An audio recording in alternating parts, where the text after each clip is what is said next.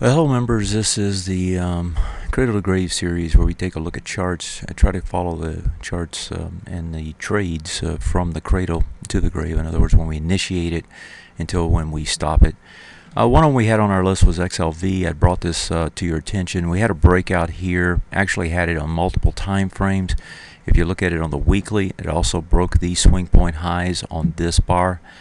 Usually you can expect a 2 to 3 bar extension as a result of that breakout, and we did get the 2 to 3 bars.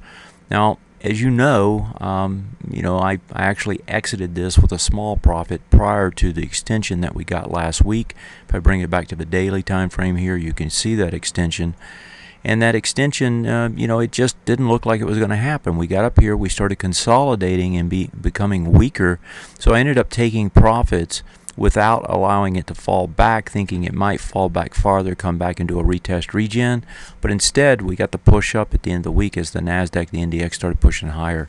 So we did get what we were looking for, or at least this market did what it was expected. We would have exited probably yesterday, Friday, on that move, having gotten the full extension that we were looking for, the 2 to 3 bars.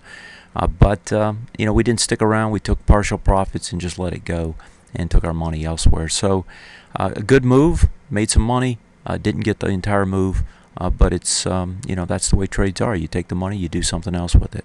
If we look at other trades that's going on, we have the two longer term trades. One is the EFX, which is Equifax. We've been in Equifax for a while.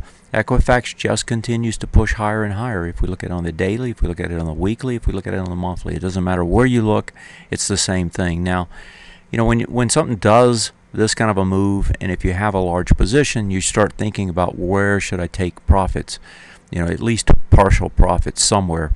And if we look at this particular chart, right, you actually have this range, and I'm looking on the monthly, you actually have this range expansion taking place. It's almost expanded to where you would expect it to. So if you're looking for a place to take profits partial as it gets into the top part of this range, that would be the area to consider doing so. And then finally, if we look at gold, gold is a position we've had for a long time. I'll start here with an empty chart. We got a pullback on gold last 2 weeks as we got the move up on Brexit. So let's kind of outline what happened here again.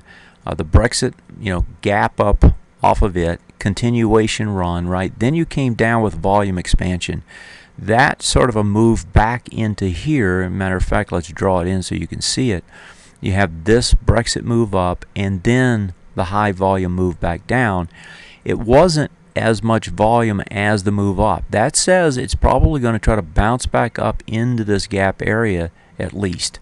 And so if one wanted to trade it, you buy the bottom of the range, which was down here, and you try to trade it back into this area at least. And you see how it behaves when it gets there. And so right now, that's the trade that's going on gold. If you look at gold on a longer term basis, still looks fine. All you're doing is a consolidation after a big move up. Again, you had good volume expansion, which is what you want, right, on that push. And so everything looks fine here. And if you move it back, you look at it on a monthly chart, it also has that expansion taking place. A little bit of a consolidation pullback now off of that. And so another way to look at this, and I'd shown it over here once before, is if we want to look at gold and where to buy, the ideal place on any kind of a breakout like this is you look at that retrace, right? That retrace area that is coming back into this swing point high, where it breaks over, the retrace back into it. And so as it comes back into that area, that's the ideal spot. And if you extend that to the GDX, here's the GDX chart where you see the same sort of thing.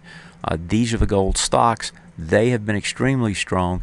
Anything back in this wide price spread bar right there is the ideal spot to buy. And so GDX still not giving great entries on the way back. Still pushing with volume as it goes up.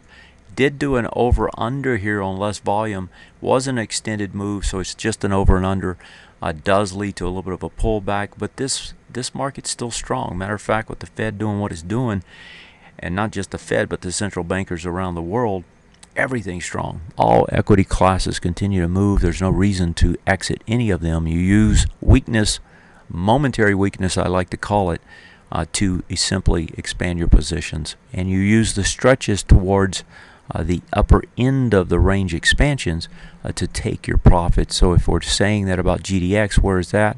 It's up in this area as it gets there. Okay, that's it.